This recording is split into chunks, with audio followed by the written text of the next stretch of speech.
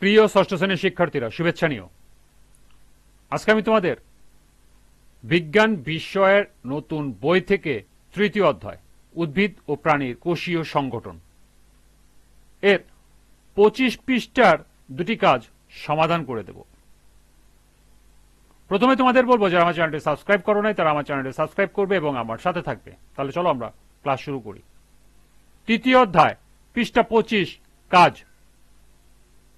লক্ষ্য করো, প্রথমে একটি কাজ আছে, মাটি দিয়ে নিউক্লিয়াসের একটি মডেল বানাও যাতে ক্রোমাটিন তন্তু ও নিউক্লিওলাস থাকবে। অর্থাৎ মাটি দিয়ে তোমাদের একটি মডেল বানাতে হবে যেখানে শুধুমাত্র নিউক্লিওলাস এবং ক্রোমাটিন তন্তু থাকে। এই মডেলটি তোমাদেরকে ছবি এঁকেও দেখাতে হতে পারে, সুতরাং এটি আমি তোমাদেরকে একটি নমুনা হিসেবে উপস্থাপন করতেছি।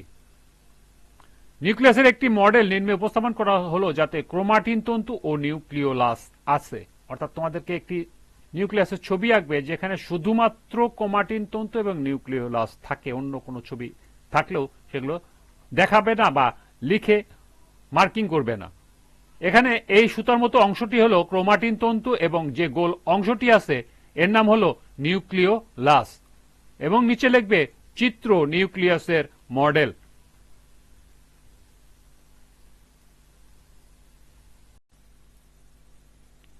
এরপর 25 পৃষ্ঠার আরেকটি কাজ আছে, লক্ষ্য করো, চিত্র একে অঙ্গাণুর ভিত্তিতে একটি উদ্ভিদ ও প্রাণী কোষের পার্থক্য একটি ছকে উপস্থাপন করো।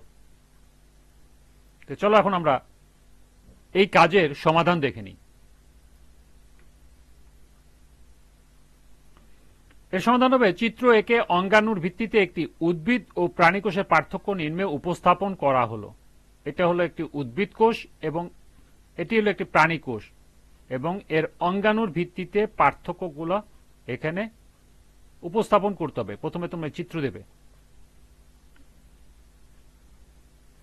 এরপরে দেখো, উদ্ভিদ কোষ এবং প্রাণী কোষের পার্থক্য।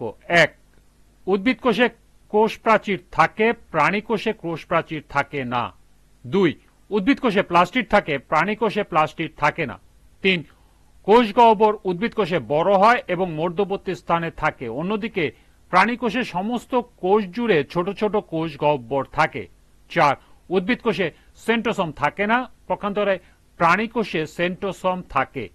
5, উদ্ভিদ কোষে লাইসোসোম থাকে না, পক্ষান্তরে প্রাণী কোষে লাইসোসোম থাকে। 6, উদ্ভিদ কোষে মাইক্রোভিলাস থাকে না, পক্ষান্তরে প্রাণী কোষে মাইক্রোভিলাস থাকে।